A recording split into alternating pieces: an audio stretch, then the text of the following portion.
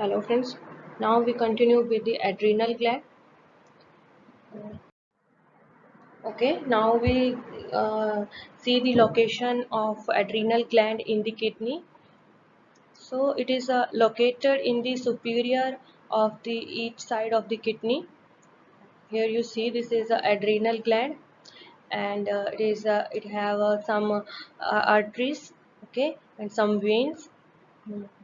This is the right adrenal gland and this is the left, and this is the kidney have a inferior vena cava, and these are the right renal arteries and veins. This is the artery and this is the vein on the both side, left and right side have a artery and veins. Okay, this is the position of adrenal gland in the human body. And as you know, the kidney is located uh, in the last thoracic and third lumbar of the vertebrate. Okay, so this is a location of the kidney and it is protected by the 11th and 11th and 12th pair of ribs.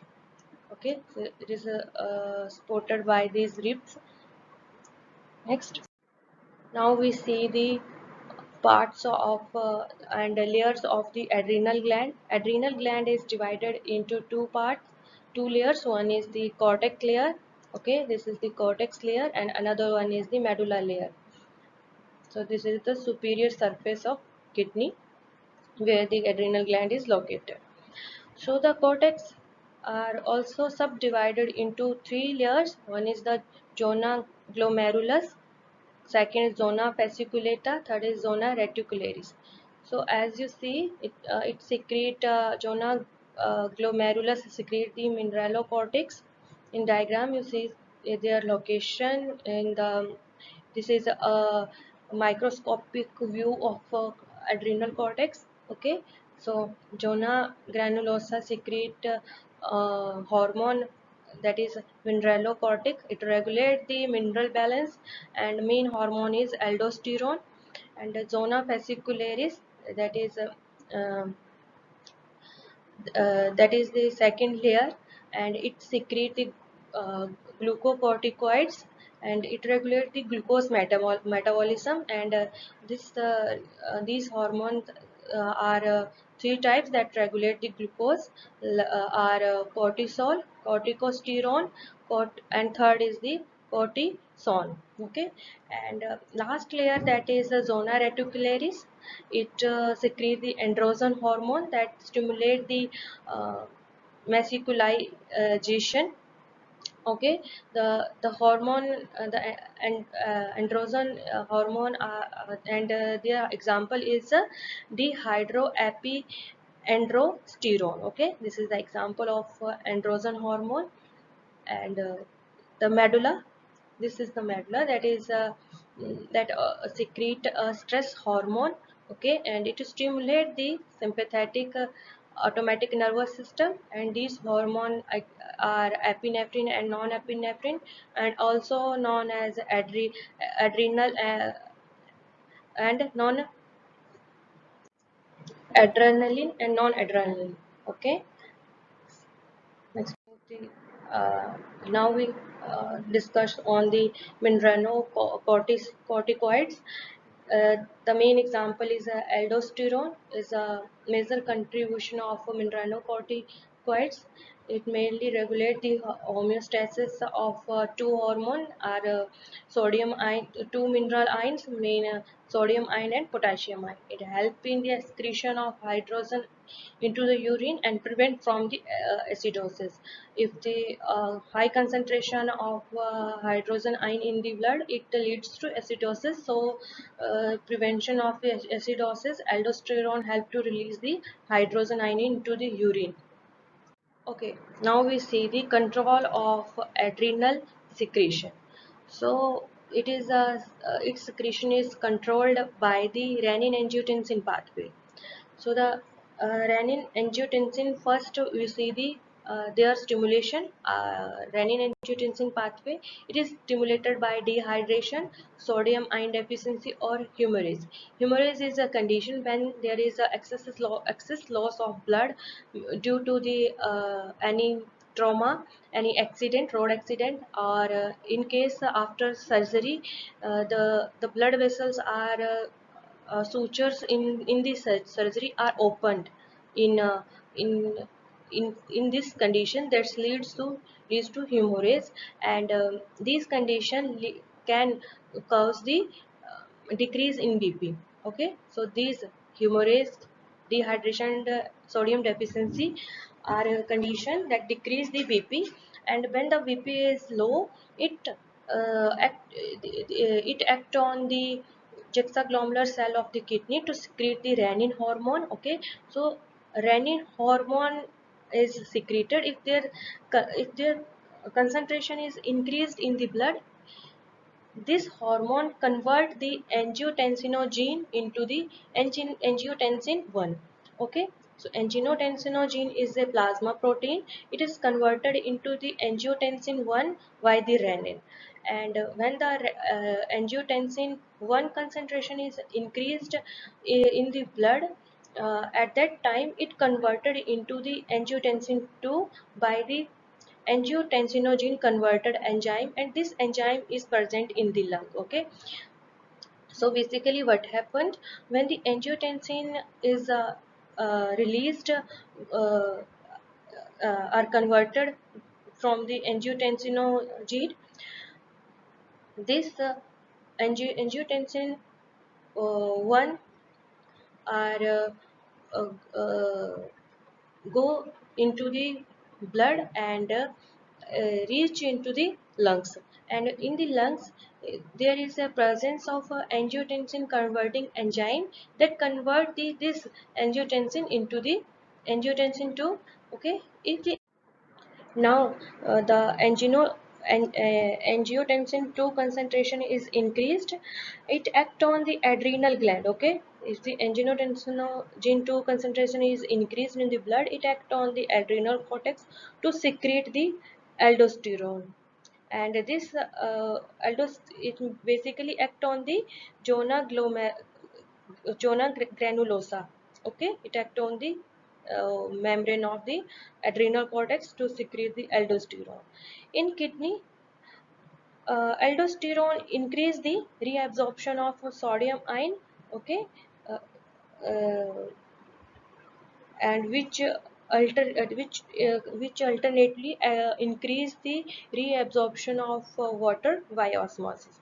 Okay, in the nephron there is a reabsorption of sodium ion, and with the and it also reabsorb the water mm, through the osmosis, and when the water is reabsorbed, it lead to increase the BP. Okay, now the BP is increased, and angiotensin also constrict the blood vessel, that also lead to increase the BP. Okay, so constriction of blood vessels and reabsorption of water is done by the angiotensin 2, and angiotensin 2 can also secrete the uh, secrete secreted by increased concentration of potassium ion in the blood. Okay, so here 3 points you can be remember. So for the angiotensin 2 can be released by the high concentration of potassium ion in the blood, and angiotensin 2 can be secreted when the renin concentration is increased in the blood. Okay, these two that can leads to secrete the angiotensin 2, and angiotensin 2 work on the increase the BP by two process, by reabsorption of sodium ion in the kidney, and these sodium ion can reabsorb the water through the osmosis, and second one is the angiotensin constrict the blood vessels, and it also leads to increase the BP. Now we see this regulation with the diagram. So aldosterone help to regulate the blood volume, blood pressures, level of potassium, sodium, and hydrogen ion in the blood. So first, stimulation of this process when the dehydration, sodium deficiency or hemorrhage is occur, it decrease the blood volume. When the blood volume decrease, and when the blood volume is decreased, it decrease the BP, and decreased BP act on the juxtaglomerular cell of the kidney, and it these cell now going to stimulated and increase the release of renin. Okay, and renin increase the secretion of renin, and angiotensinogen, that is from the liver, that that go and converted into angiotensin by the renin. Okay, so the renin is secreted by the kidney, and angiotensin is a plasma protein that present in the liver, and this angiotensin is converted into the angiotensin 1 by the renin. Okay, if the increased angiotensin uh, uh, concentration is increased, it go into the blood. Okay, so in the in the blood the concentration is increased, and that blood flow into the lungs. Okay, and angiotensin reach in the lungs. Here in the lungs they have enzyme, that is angiotensin converting enzyme. Okay, that enzyme convert the angiotensin 1 into the angiotensin 2.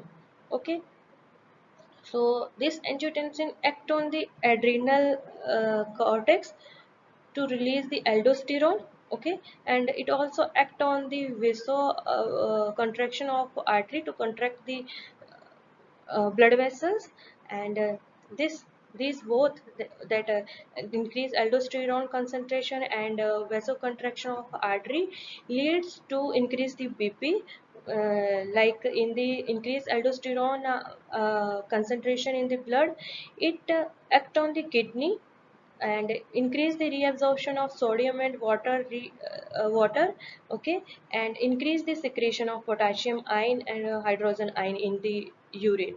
So when the water is absorbed into the cell, it increase the BP. Okay, it increase the blood volume, and by the constriction of arteries, blood vessels, it also increase the blood pressure, and until it's when the blood pressure come to its normal range, the blood that blood vessel are constricted. Okay, and that increased blood volume leads to increase the BP. Or here is 16 point, see the 16 point, it show the release of a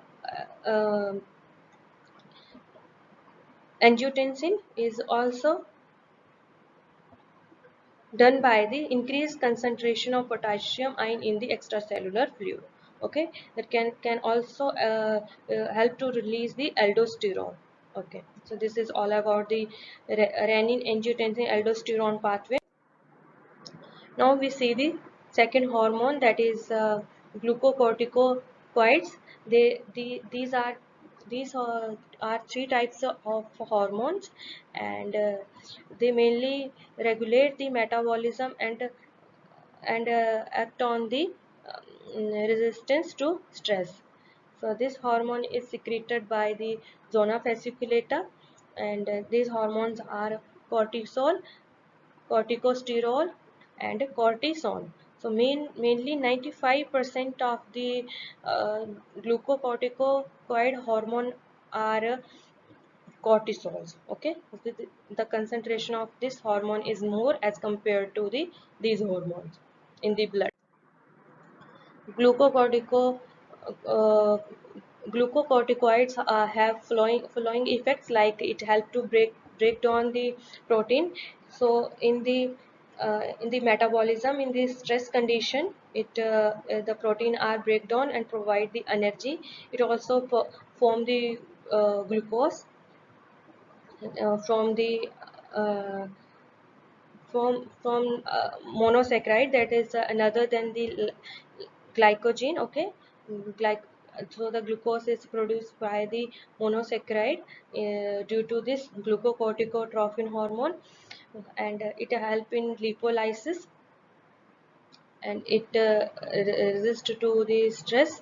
It is it is anti-inflammatory effect. Okay. Depression of immune response. So when the organ are transplanted, the glucocorticoids are prescribed to those patients for their depression of their immune during organ transplant. Okay.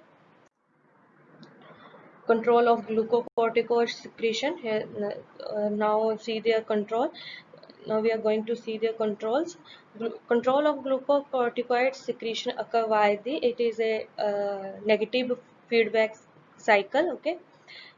Low cortisol levels stimulate the neurosecretory cell of the hypothalamus to secrete the corticotrophin releasing hormone. Okay. When the steroid concentration is less in our blood, it stimulates the hypothalamus to secrete the corticotrophin releasing hormone. Okay. So this hormone now promotes the secretion of adrenocorticotropic hormone from the pituitary gland, anterior pituitary gland. Okay. And this pituitary gland secrete the adrenocorticotropin hormone, and it go into the blood circulation and act on the adrenal medulla, sorry, adrenal cortex, to secrete the cortisol. Okay. Now the control of glucocorticoid is seen in by this diagram.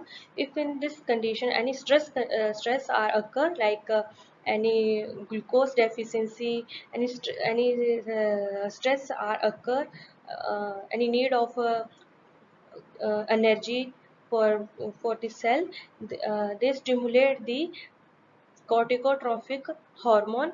Okay, that present in the hypothalamus. Okay. So the stress act on the hypothalamus neurophilic cell, act on the nephron of the hypothalamus.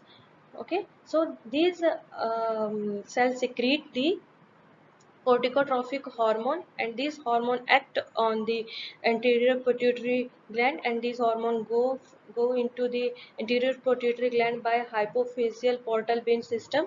Okay. Hypothalamus hypoportal vein system, and go into the anterior pituitary gland, and it act on the this adrenocorticotropic hormone, and this hormone now going to act on the adrenal cortex and stimulate the cortisol. Okay. Now cortisol going to do their work, like they act on the liver for for formation of any type of um, fats, lipid. Okay. Lipolysis, secrete the juices for lipolysis, fats on the muscle and lymphatic system to anti-inflammatory function, for doing anti-inflammatory function. If the now what happen if the concentration of cortisol is increased in the blood, it now going to inhibit the adrenocorticotrophin hormone and also the corticotropic hormone. Okay. So it is also act as a negative feedback. It can also inhibit the hormone when the concentration of cortisol is increased. Last is the androgen, and it is secreted by the zona reticularis. Okay. It is present in it is secreted by both male and female. It is the major androgen secreted by the adrenal gland is the hydroepiandrosterone hormone. So this is the major hormone that is secreted by adrenal gland, their membrane, that is zona reticularis, assist in help in the early growth of axillary and pubic hair in both male and female. So the pubic and axillary hair are grown by this androgen hormone. It is also source of estrogen after the menopause. When the menstrual cycles are stopped after the age of 50, there is also a source of estrogen. Now the last gland layer is the adrenal medulla. So in adrenal medulla have chromo um, chromaffin cells, color cells. Chromo means color cell. So these cells secrete two types of hormone, epinephrine and non-epinephrine. These two are the uh, stress hormone. Okay, these are fight and flight hormone. So when they So these are the stress hormone. In stressful situation and during the exercise, it influence the hypothalamus to stimulate the this sympathetic neuron, and which turn to stimulate the chromaffin cell, and these cell going to secrete the epinephrine and non-epinephrine, and these two hormone uh, generally act as a fight and flight responses.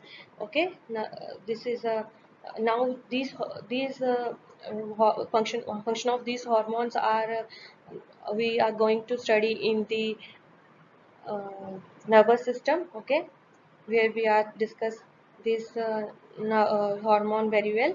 Okay, today we are going to stop here. So in the stimulation of basically these epinephrine and non-epinephrine is occurring during the stress condition, and in these stress stimulate the hypothalamus, and hypothalamus stimulate the sympathetic paraganglion neuron that present in the brain, that present in the hypothalamus, and these nerves turn to stimulate these cells, that is chromaffin fin cell are present in the adrena medulla. So these cells are stimulated, and by stimulation of these cells, they now going to secrete the epinephrine and non-epinephrine depending on the condition, whether body need epinephrine or non-epinephrine. Okay, so 80% uh, secretion of adrena medulla is epinephrine. Okay, and 20% are the non-epinephrine. I hope you understand the video. If you have any doubt, you comment in the comment section, and I definitely answer your questions. Keep watching my video. Thank you.